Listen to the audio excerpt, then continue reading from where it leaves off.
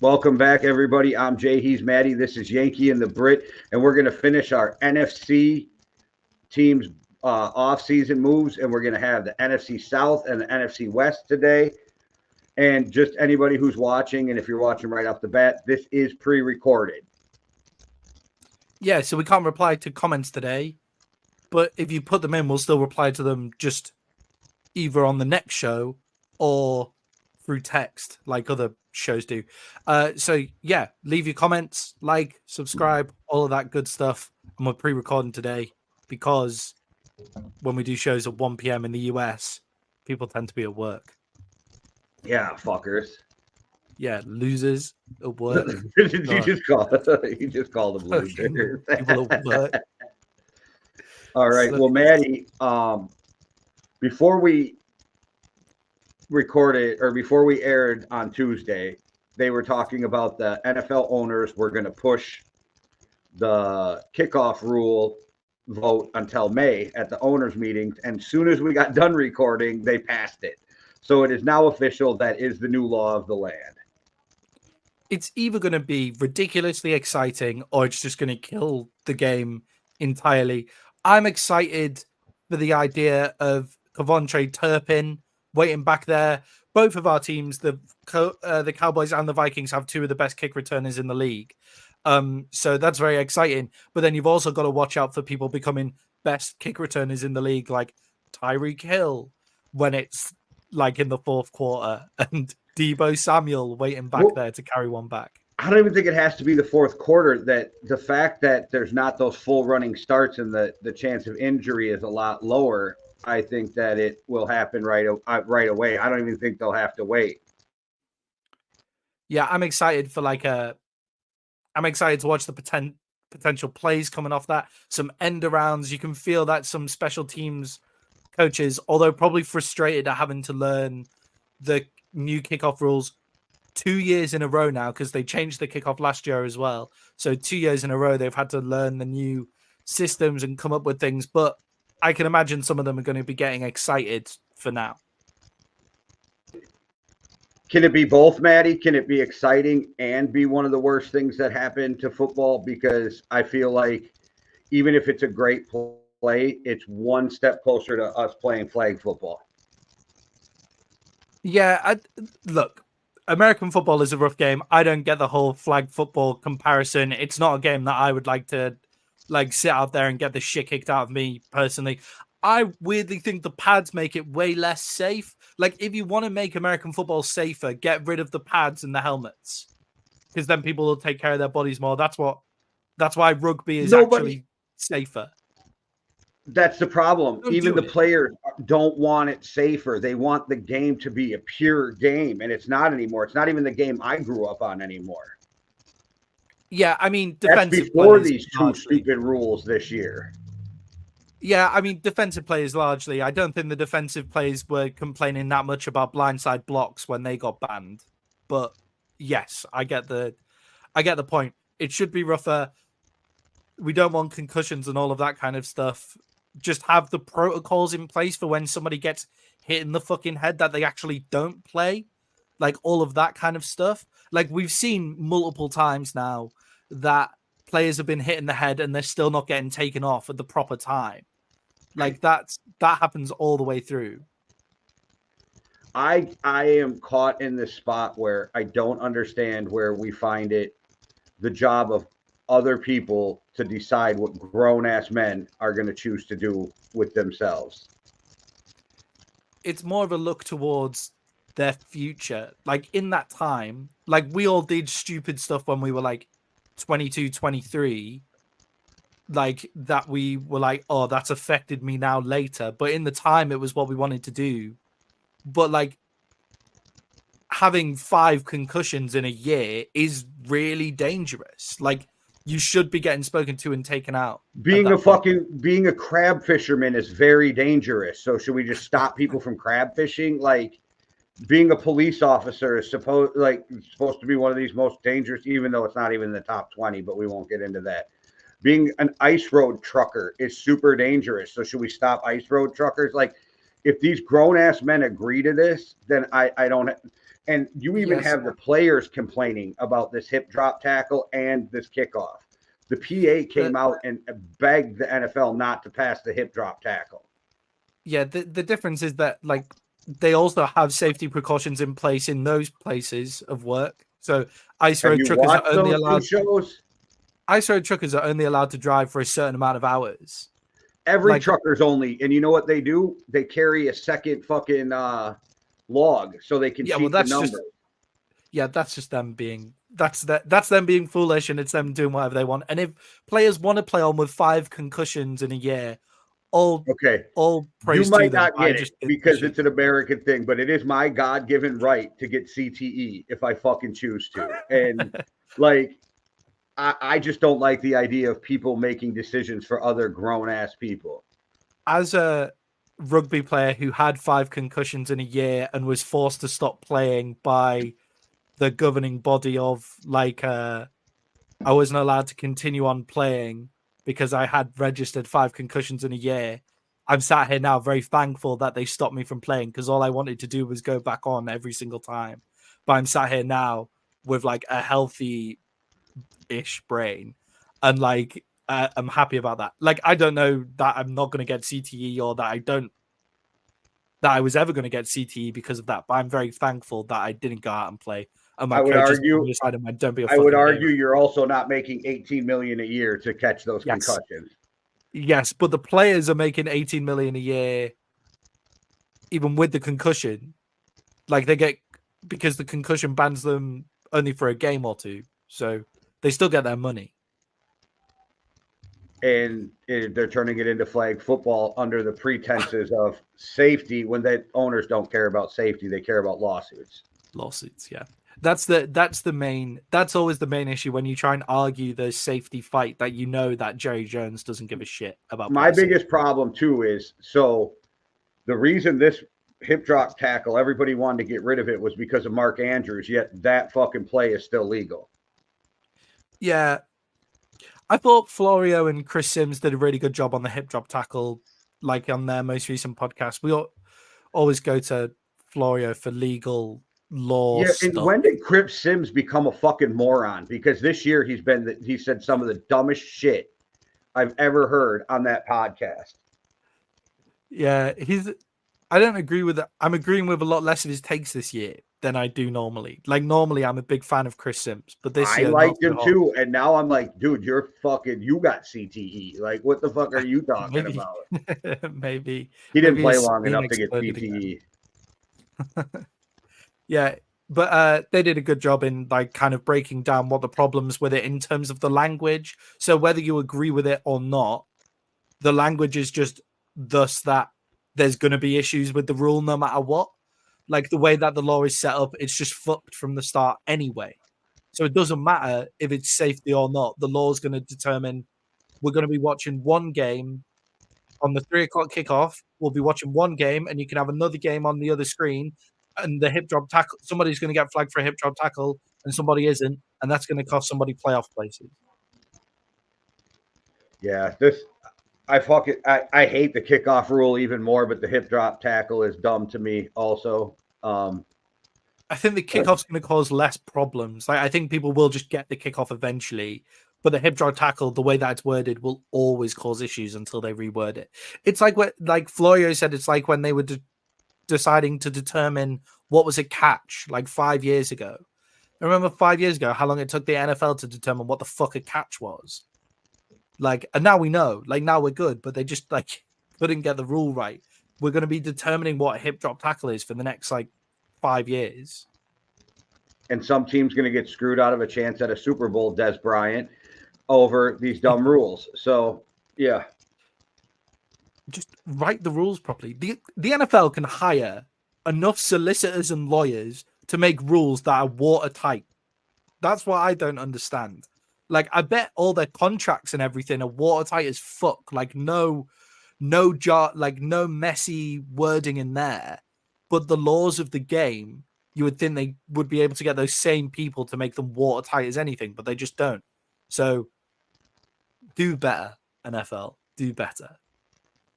Yeah, they won't. All right. Well, let's hit the NFC South. I guess we'll start with the Atlanta tampering Falcons for the first team. They better. They're not going to lose a pick because of Rich McKay, but they definitely should lose at least one or two picks because not only did they tamper with Kirk Cousins, they had Kirk Cousins tamper with Mooney, and I think it was Florio who said they tampered to use somebody for tampering. Yeah, like the Falcons did the dirty. Like when you do it, when it's obvious tampering, forgo the picks. Like there are teams that wouldn't mind. Like the Dolphins would be more pissed about the picks that they get taken off because they didn't get Brady. They didn't even get the players that they were tampering for. But the Falcons got the player that they were tampering for. So the picks don't really matter at that point. Two players they were tampering for. Two players they were tampering for. So I think they should really matter at that point. I think they should lose a first and a third over this, but that's me. Yeah, I think that's around the trade value of the two players that they got as well. Like a first for Kirk Cousins, considering the contract. Fine. And that was actually the reason I picked a first and a third. I figured you first for Cousins, a third for Mooney, and maybe a third for Mooney is a little low, but I like Mooney. But yeah. Well, my theory on that too is not to detract from greatness, but receivers are becoming a dime a dozen. There are so many coming out that can play. Yeah, that makes sense. It's always the Chase Claypool trade for me at the very top of the second round, which is just so dumb. Can you punish the Falcons because the Bears were dumb as fuck? I don't know. I mean, they've taken him from the Bears. No, I meant with the Claypool trade though. Like, we have to use that as a benchmark? Because as much as I thought Claypool might help, I didn't like that it was a second. You know what I mean? Yeah. So it's like when Deshaun Watson got his first contract and Russell Wilson, not his first contract, but his contract with the Browns, and Russell Wilson getting his contract with the Broncos, we were like, oh, here's a new age of like everybody getting full guaranteed money. And NFL owners have just kind of gone, no, fuck that. And then Patrick Mahomes signs his most team-friendly deal, both player and team-friendly deal of all time, where he's earning $500 million, but also makes it very team-friendly. So that then resets the market again into a much more team-friendly, owner-friendly way. So maybe I'm harsh. That's a weird, sneaky contract too, because somehow he ended up with part ownership of the Kansas City Royals in that. So, yeah. And his wife is now part owner of the football team as well, the women's football, the Kansas City something. Women's football that team should make a lot of money, kind of like the WNBA. All right. Anyway, women's football in America makes loads of money. You guys actually support women's football. Soccer, sorry. The Team USA, nobody else makes money. The stadiums are like full. And if you go look at the pay discrepancy between Team USA and the women's and the men's, there's a huge pay discrepancy. But all right, so we got the Atlanta Falcons, big signing, Kirk Cousins, 4 years, $180 million, $100 million guaranteed. Then wide receiver Ray McLeod, 2-year deals up to $6 million. They got Mooney, wide receiver, Hodges, wide receiver, Rondell Moore, wide receiver. That tells you exactly what I was telling you about their receiving core that nobody wanted to listen to. Charlie Warner signs a 3-year contract, tight end, offensive tackle, Storm Norton. Liam McCullough resigns. That's everybody with their long snapper. Why doesn't somebody just give a long snapper more than a fucking 1-year deal? And just give your long snapper. Just give your long snapper a fucking 10-year contract. Like if he can snap the ball and it be held, that's your long snapper for life. Surely that's done. Like, don't give them any guaranteed money. Just all like no guarantees just in case they get injured, but just 10-year contract. There's no point in moving you around. Like, it's fine. You're sorted. But for me, that's a good free agency for the Falcons. Like, as long as Kirk Cousins comes back not injured, which is a big if. huge if Kirk Cousins comes back as he was just before his injury last year, then this is a great free agency for the Falcons. Rondell Moore is a really sneaky good pickup, and they acquired him in exchange for Desmond Ridder. Like, so they get a weapon, like an interesting weapon that can do a lot of different stuff, a gadgety player for Desmond Ridder, who's perennial backup now for the rest of his career. Like, is that what he's going to be as well? And I think adding him into, I know you were saying, I never said the wide receiver core was any good. I just said they have weapons to specifically, and now running back as well. Their offense is coming stacked on paper. I mean, everybody except for, I think it was, I can't even remember who brought it up either, but I'm the only one besides one other person I heard say it that Kyle Pitts is just a name. Can people quit acting like he's some top tight end? Because he's not. He hasn't proven shit. Yeah, I agree. I think with Kirk Cousins, he'll prove this season. Kirk Cousins is a very tight end friendly at QB best, as well. he's Irv Smith Jr. At best, Irv Smith Jr. I think at best, pushing TJ Hawkinson. Stop it. Stop it. He's not as good as the second best tight end in the NFL, but okay. I think Kyle Pitts could get up to that with Kirk Cousins if Kirk Cousins comes back healthy. If Kirk Cousins isn't Kirk Cousins from last season, this contract kills them for the next 4 years. Like, the whole thing is dead in the water. Like, if he was on the Chiefs, he would be gray. What? Kyle Pitts. He's just a name. He's not better than Travis Kelce yet. No, he'd be gray if he was on that team. He would be their tight end gray. Like, I think he's better than. I think he'll show that he's better. He has done fuck all. No. I agree. He has done fuck all in the league since he got here. I 100% agree with you. Like, hasn't done anything, hasn't proved anything. This is all total projection. Like, he is currently not better than TJ Hawkinson. He is currently not better than. What year did he get drafted? Because how many years do we have to give him to show that? 3. He's had 3 years, 4 years. 2. Is it 2 with Matt Ryan and 2 with Matt Ryan when his arm had fallen off, and 1 with Desmond Ridder? With an offensive coordinator who doesn't throw to his main targets, just uses them all as decoys the entire time. The hate you give Arthur Smith, you are just going to have to eat all those words. He got fired. He said Pittsburgh's offensive coordinator. Watch. This year, you're going to have to eat everything you said.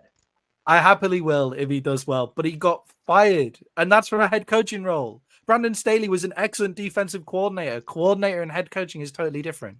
Every coach who had to start Desmond Ridder was going to get fired. Yeah, that's a fair point. But he didn't help himself. Like, he just he didn't help himself. All he had to do was even try and target those guys a little bit more. I look at that team and I see Bijan Robinson. Well, he didn't run the ball with Bijan Robinson either. But that's it. That's all I see. But that's the other part of it. Like, he didn't run the ball with Bijan Robinson either. So he just didn't use any of his main weapons. Now I think they have a really nice wide receiving core. Drake London is your big body wide receiver. Donald Mooney and Rondell Moore. Your smaller bodies getting into those open spaces. Kyle Pitts, big body tight end with Kirk Cousins, who's a very tight end friendly quarterback, and Bijan Robinson coming out of the backfield with Tyler Algier as well, who is an excellent running back, a decent offensive line, and an above average defense. I think they're going to win the South at least, and I think they'll upset a few people in the playoffs.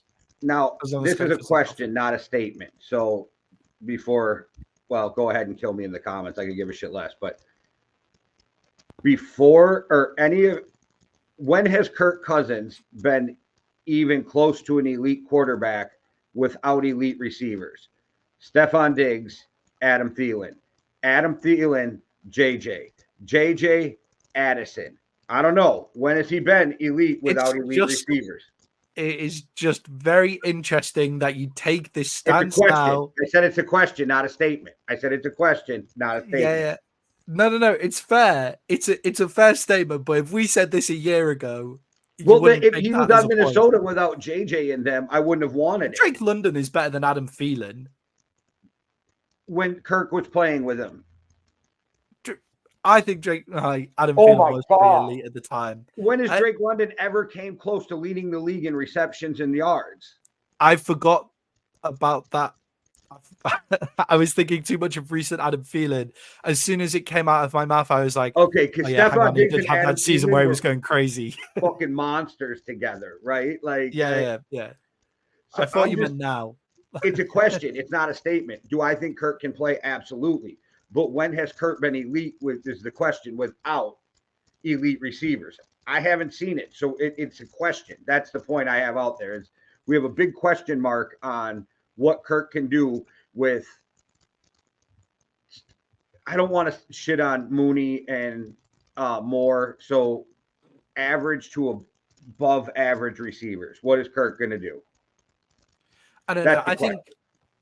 I think the big questions for this Falcons team, I think what they've done in free agency is they've gone from a team that we weren't expecting anything from at all, and they've at least made the question of like how good are they going to be? Like before, we were like they're not going to really do anything, but now the question is how good are they going to be? And I think that's a good free agency move. I think that's good free agency moves if you're able to do that. I don't have a problem with what they did. I just have questions about how good they'll actually be. And if you listen to the talking heads, they're like the new sweetheart or whatever for the NFL. And like I see them at best winning 9 or 10 games. Did you see all the over-unders have been released for the games this season? That's pretty early, isn't it? The win-loss ratios, sorry. Oh yeah, I saw that they have the Vikings winning like 6.5 games or something. We should do one. That's an episode that we should really do reactions to the over-under reactions. But what's the Falcons?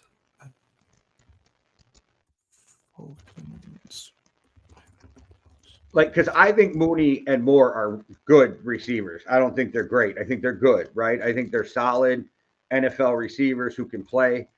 I'm not sold on Drake London, and I asked, what is Kyle Pitts except for a name at this point? Like, I feel like Kyle Pitts gets all this love, and he's proved nothing in the NFL.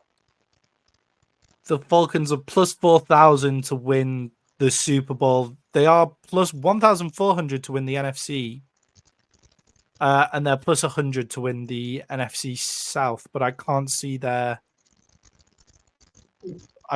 win-loss lines that they're giving, which is a shame. Oh well, that's a shame. I just think right now they're the most hyped team in the NFL, and we don't have any proof behind any of it. Yeah, they're like the Browns. A couple of years ago, do you remember when the Browns were like when Baker was there and they got Odell, they had Jarvis Landry, and they have really good defense. They're like the Browns at that point. And what did the Browns kind of do there? Well, they excited us for a little bit, and then they let us down. And I could see that in the Falcons. I could see that in the Falcons' future. I'm not saying that they're gonna win the Super Bowl. I think they'll win the NFC South, and I think they could potentially cause some upsets in the playoffs, but I don't think they're going to win. I can't wait until the Vikings fucking play the Cardinals this year. The Falcons this year. Oh, that's what I meant. The Falcons in the playoffs. They play them in the regular season. You play them in the regular season as well. It'd be fun to play them in the playoffs as well. I don't think the Falcons are making the playoffs, but that's just me. So they are. I found it. They are. Oh no, this is just. Can't find this at all. Sorry, this is really bad podcasting here. Lot of dead air time. Should we just we'll move on to the next one? And then, I found it. They're over under 9.5 wins. Yeah, that's crazy to me. Well, they got 7. They got 7 last year. You would think that Kirk Cousins is worth 2.5 wins over Desmond Ritter. Good luck. I wouldn't have signed him to a 4-year deal. I think that's a main issue. When his other Achilles pops in week 1, they're going to have a problem. But okay. Yeah. Nothing like a quarterback, fucking 36-year-old quarterback coming off an injury, getting $100 million guaranteed. It's wild. Yeah, we saw what happened with Aaron Rodgers last year. Like, obviously blowing it out in the first few plays of the game. So it would be a worry for me. It's not something that I would have done. And I think this trade has worked for both sides at this current moment in time, depending on how healthy Kirk remains or how good he comes back off his Achilles. The Vikings have got out from a bad contract, have been able to really revamp their roster, and your roster looks great, and it's just waiting for a quarterback to walk into it, and Sam Darnold is a good bridge quarterback. And then Kirk gives the Falcons a hope of winning and going somewhere in the playoffs. All right. Well, let's talk some Carolina Panthers. They made a trade to get Johnson from the Steelers, and they gave up Dante Jackson and a 2024 6th-round pick, and it's a pick swap, 7th and 6th. But you don't usually see player for player much anymore, so that was kind of interesting to me. And I thought it was a little shocking to me that the Steelers would give up Johnson when he was such a good piece to what they were doing with their wide receivers, and you actually get a quarterback who can throw in there. But you need a corner, you go do what you got to do. They bring in wide receiver David Moore, offensive tackle Najima. I know I fucking botched that, but whatever. Offensive guard Robert Hunt, guard Damian Lewis, defensive tackle Ashawn Robinson, edge Kalan Kasin. I don't know. I'm so bad with pronouncing fucking names. This just came in. They signed Jadeveon Clowney to a 2-year deal, which I was wondering where he would go. They picked up DJ Wanham. I think was a good signing. 2 years, $14.5 million. He's coming off 8.5 sacks last year, so I think that was a good deal. Jose Jewell, linebacker, they signed. Troy Hill, they re-signed. Jackson, corner, up to 2 years. Sam Franklin, 1-year deal, safety. Jordan Fuller, safety. Nick Scott, safety. Sounds like a trend there. And then, once again, J.J. Jansen, guess what he is? A long snapper. Long snapper on a 1-year deal. Surprise, surprise. For some reason that it doesn't... I was reading it again before we went on the show, and it looks a lot better than how it looked when we were going to do the show on Tuesday. When we were going to try and cover everybody in the NFC on Tuesday, I had the Panthers rated like a D or an F. They're a really bad football team. The Panthers last year were amongst one of the worst football teams that I can remember ever seeing. Like it's like the Jets that went 0-16, the Browns for that time period where they won 1 game in 2 seasons, or they didn't win a game for 2 seasons or something like that. And then the Jaguars around that same time were pretty horrendous, but the Panthers were really bad. Like last year, they didn't look like they could really play football at points. One of the big issues for that is their offensive line was horrendous.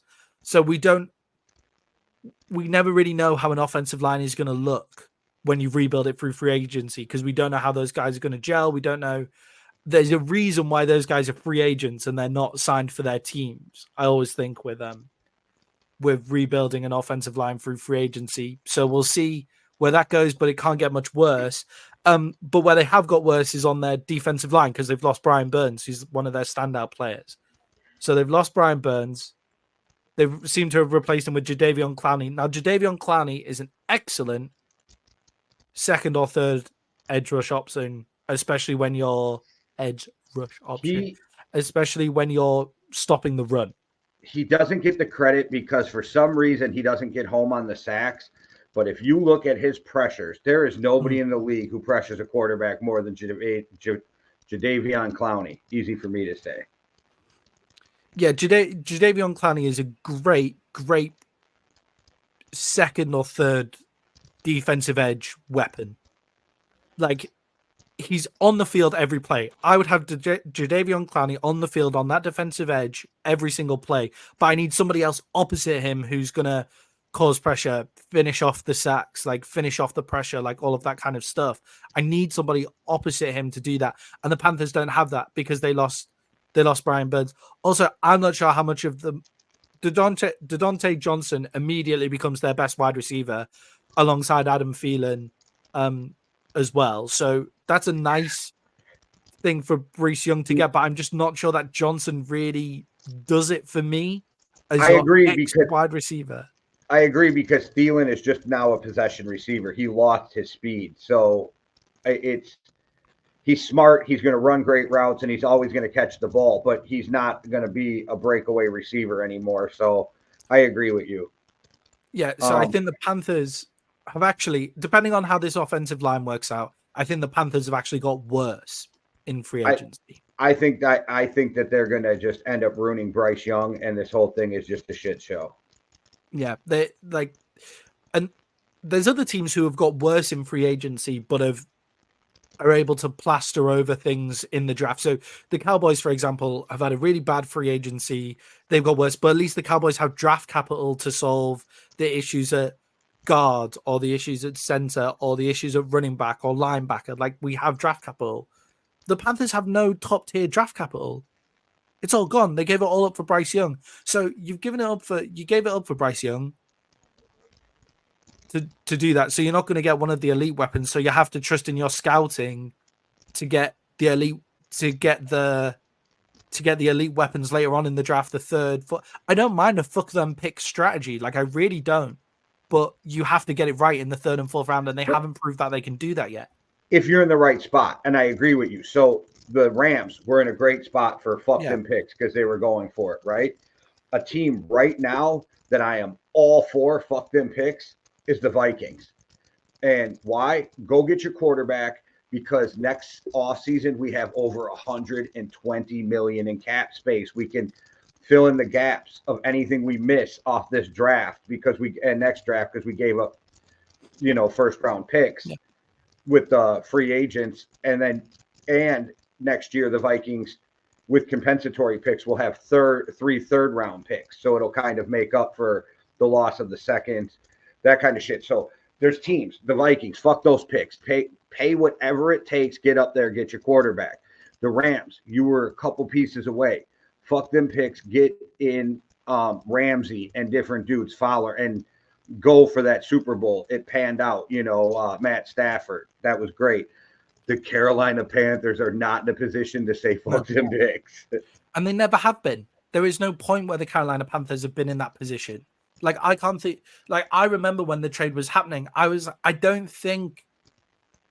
think Bryce Young looked like a great quarterback in what might have been a bit of a delusional class. Like like Zach Wilson, like, we've been tricked by that class that was Trevor Lawrence, Zach Wilson, Justin Fields, Trey Lance, Mac Jones. We got tricked in that class into thinking that Zach Wilson was this guy because we're comparing him to all the other QBs. Maybe that's what we were doing with Bryce Young. And they ended up taking the wrong guy as well, because who knows what their careers are going to pan out like. But CJ Stroud had one of the best quarterback rookie seasons of all time. But most people were saying take Bryce Young. Yeah. But my argument was saying take Bryce Young. I'm still convinced that the Jets ruined Zach Wilson. So we never will truly know if Zach Wilson could have been good. Yeah, and that's what I feel like the Panthers are doing to Bryce Young. Yeah, that's a fair point. And like, they're just not in a position. So they've got worse in free agency because of the player that they lost compared to the players that they've brought in. So they've got worse unless the offensive line works out, which we don't know. And oddly, if you look at this year, quarterbacks are actually going into the best situations they've ever had at the top of the first round. Yeah. The Vikings have a really great roster. The Bears made a lot of good moves to make it quarterback friendly. And the Commanders had made some decent offensive moves to like help a young quarterback too. So unless it's the Patriots, quarterbacks are going to go to actually teams that are built to bring in a young quarterback. So it's going to be different this year to see it, because you and I have had the discussion of how a team can ruin a quarterback before we even know what they are. Yeah, and I'm not sure why the Panthers didn't look down the line and say, if we're terrible this season, which they ended up being anyway, we fall into a QB class with a lot of this is a QB heavy class, right? And David Tepper chances is are not most of patient. them are going to be a bust. Like chances are most of them are going to be a bust anyway. But like at least you fall into the QB class rather than what was it? Was it 3 first rounders and DJ Moore to the Bears, or is it 2 first rounders and DJ Moore? Well, yeah, it's when this is all said and done, we're going to look and go, congratulations, Chicago, you drafted Geno Smith. Yeah, yeah. I'm not as sold on Williams as everybody else is. Yeah, there is that, but the Panthers would have been much better served by. No, I agree with you. Fix like some other stuff, like no, I agree with you, but it's David Tepper. He doesn't have the. See, I told you this before we went on air. I think Williams and May are the two who are not going to live up to what everybody thinks they're going to be, because Williams is the next greatest quarterback who ever played. He's Patrick Mahomes. I kept hearing that. Well, good luck with that one. And I think Drake May is Jay Cutler. So I don't know. Yeah. The other funny thing about the Panthers is if they didn't make this trade up, they could have got Will Levis, who's turned out to be at least decent enough. But the Titans are looking like the Titans made some good moves and they're looking good, but we'll get there in one of these. The Titans look like they're believing in Will Levis, but the Panthers could have had first round picks and taken Will Levis. Yeah. And like at the time I said that's a lot for Bryce Young, who we don't know a lot about, but I didn't hate it because it's like if he's your guy, go get your quarterback. But they kind of looked at that. If they looked at that, and I know it was a totally different coaching staff that was there, but if they looked at that team and thought, yeah, we're just a quarterback away, they were wrong. They were really badly wrong. No, it's this weird thing where I think the Patriots are in this weird spot is they're like, well, let's get our quarterback now and then build out the rest of the team. It doesn't usually work out well that way. You need to do that around a young quarterback. You can do that with certain quarterbacks, though. You can do that with, like, CJ Stroud, I could argue, because he would be able to hold his own in terms of size. And in terms of, like, but if they'd have put him on the Panthers, he doesn't have that season that we just watched. Yeah, of course, but he's not getting the shit kicked out of him the entire time. Like, Bryce Young can't stand behind a really bad offensive line. Well, that's what I'm saying. So CJ Stroud would have been behind that same offensive line if the Panthers would have took him. So I don't know. I just don't think CJ Stroud wouldn't have got the stats. Definitely not. He also, because like look at the wide receiving core as well. CJ Stroud wouldn't have got the stats, but he would have been able to take the beating a bit better. Because I think they might have reamed it. See, that's the thing, yeah, and possibly. And you might be right, but just my theory is that you have to have pieces before you go get the quarterback. Yeah. The quarterback is the most important, but you can't put him out there if you have nothing else around him, right? Because you'll ruin it. We watched it. Like, I mean, we can go through different quarterbacks that you or I thought would be better than they are, and we could argue, well, you really like Sam Darnold. It's the same argument as Sam Wilson. Darnold. Like the Jets fucking, we don't know because the Jets ruined him. But now, like Josh Allen, when he went to Buffalo, granted that he had a rough couple years, but that was development. It wasn't the fact that they didn't have pieces around him, because they did everything they could to build that team around him. So I just think the Panthers weren't ready for a quarterback yet when they jumped up and grabbed one.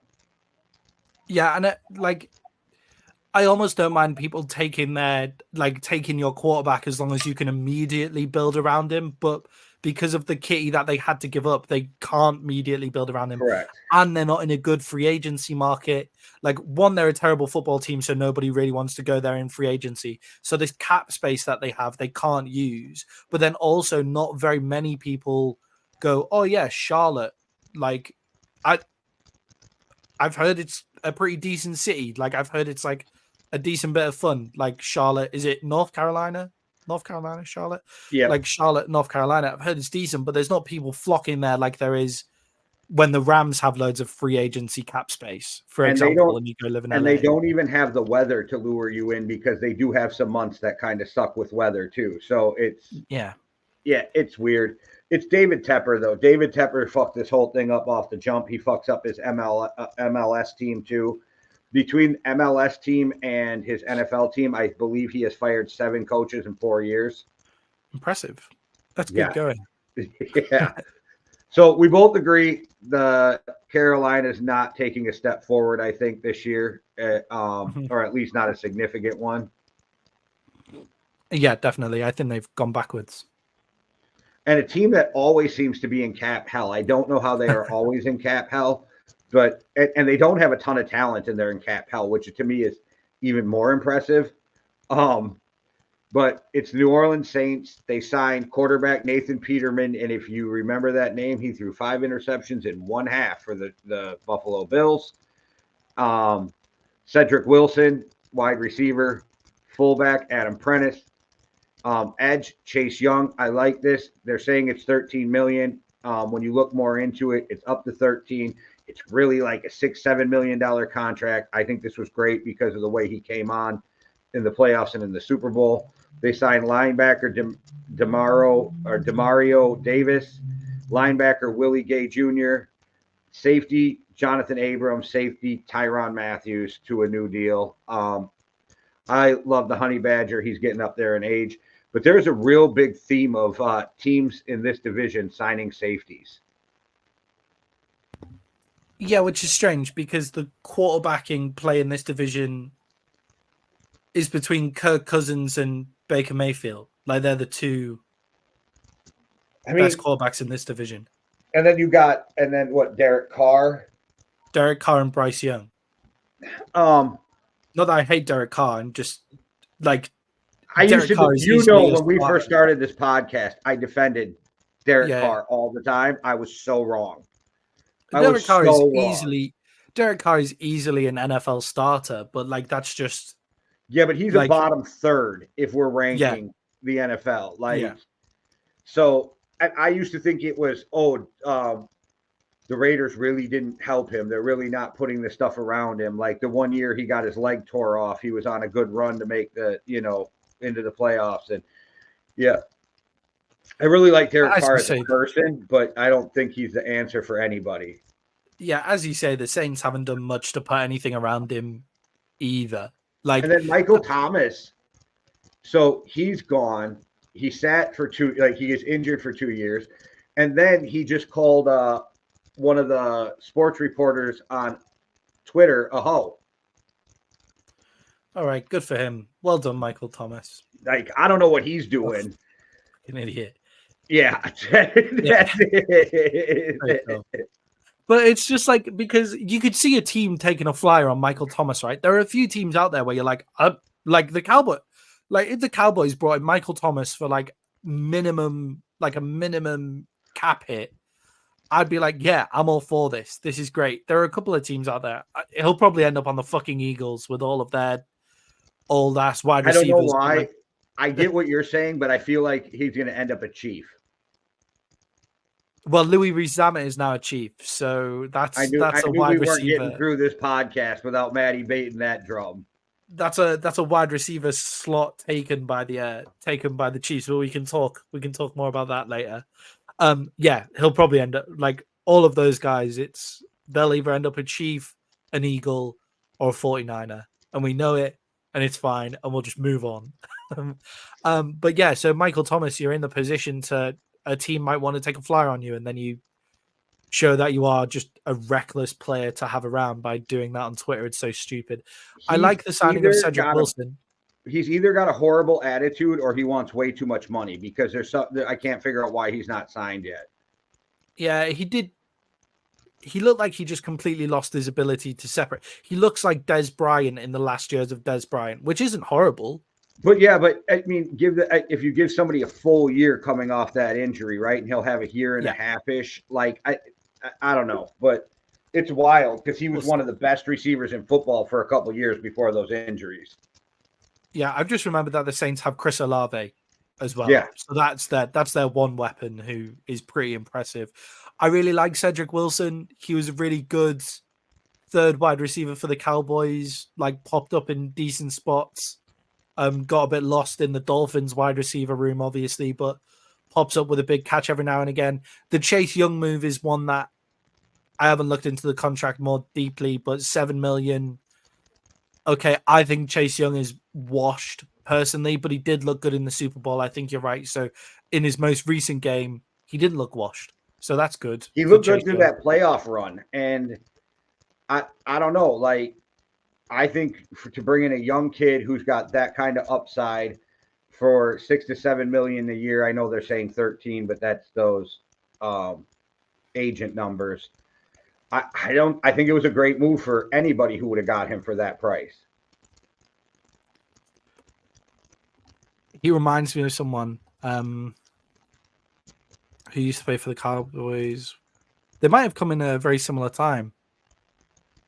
The linebacker, one of his hands was like really messed up. He got a really bad injury. Something Smith, I think. I can't remember.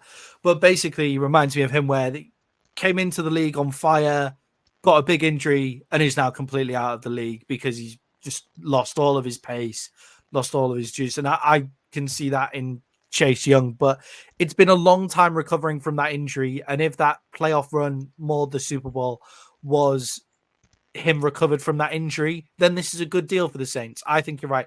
I don't think it is. I think he's washed and he's not that player anymore. But if that is him recovering from the injury, if they get that playoff run, Chase Young, this is a really good deal for the Saints.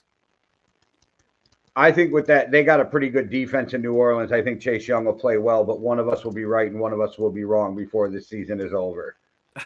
On many different things, I imagine. Yeah, definitely. Yeah. I think this is an okay. This is like a very average free agency for the Saints, considering how much cap hell they're in. Always, too. Like, ever since, even before Drew Brees left, I don't get how they're in that much. They're like addicted to cap debt. They're addicted to like dead money. Their like cap was so bad back in the day. They had to trade Jimmy Graham to the Seahawks. It was a force because they had to get under the cap. Like, do you remember? Have you seen how like people can be addicted to debt? It's more of a like US thing than a European thing because of like the idea of credit cards, and it's like, oh, I'm not spending my money because it's money that comes out later. Like, so, and people get addicted to that type of spending. The Saints need to go into therapy, like for somebody to they need to go into rehab so somebody can just them not sign any free agents, them let all of these contracts run out so that they can actually do something with their team because they're not bad. They're not bad enough to blow it up. That's the other issue. They're not terrible enough to blow it up, but they're playing in the NFC South and not winning that division. And if you're not winning that division, it's time to rebuild, in my opinion. And the Falcons and the Bucks have both got better in that time and will walk away from them, I think. Yeah, actually, everything you just said made me think maybe they are bad enough to blow it up now that you said that because of the division they're in and they're not winning it. It's like the win-loss total doesn't look too bad, and the fact that they were only like going into the last weekend of the season, everybody in that division could have still won it, apart from the Panthers. So you feel like, oh, we were so close to the playoffs, and it's like, yeah, but in a terrible division, so like that does not count. All right, well, we'll go on to the Tampa Bay Buccaneers re-signing Baker Mayfield, 3 years, $100 million, up to $115. And overall guarantees, it's about $50 million in overall guarantees. Not a bad deal. And Baker finally gets paid. Quarterback John Wolford I think he was with the Rams. He was with the Rams, but he was with the Bucks last season, but he was with the Rams before that. Yeah, I just saying. I think he was with the Rams. I liked him. He played a few fun games for the Rams. Like he was like a fun backup quarterback. He got really badly concussed in that season where they had no offensive line. Like 2 years ago, after winning the Super Bowl, he ran about for his life around there for like 3 games or something, and then got his head knocked off. All right. Well, running back Chase Edmonds resigns. Mike Evans resigns for more money than they should have paid him. Justin Scully resigns. Now, offensive guard Ben Brenderson, offensive guard Sua Opate, uh, defensive lineman Greg Gaines, linebacker Levante David. Okay, cornerbacks Brees Hall, cornerbacks Teverier Thomas. I am so sorry, guys. I am killing your names. Jordan Whitehead, safety. There's another. Oh, another. And then, of course, you today tagged Antoine Winfield Jr., which, if they don't figure out a long-term deal with him, that is ridiculous. Chase McLaughlin comes back as a kicker. And once again, we have the re-signing of a long snapper and Zach Triner.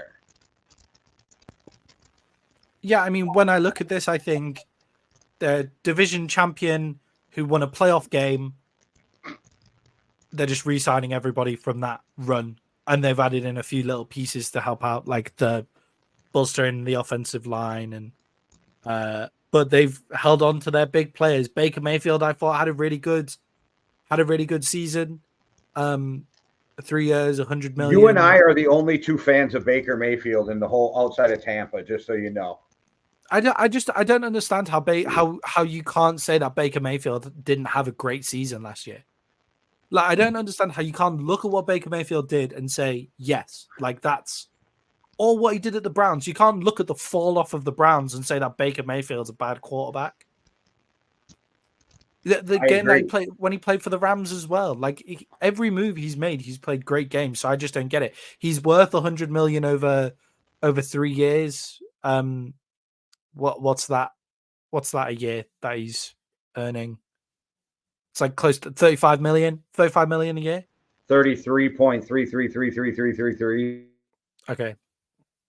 Yeah. So yeah, I can't see a problem with this deal at all. They have probably the second best quarterback in the division if Kirk comes back and plays like he did before the injury, but we don't know that that's going to happen. So maybe they have the best quarterback in the division, and they have the best wide receiver like in the division as well. I think 26 million or 25.5 million a year for him is a little rich for Mike Evans.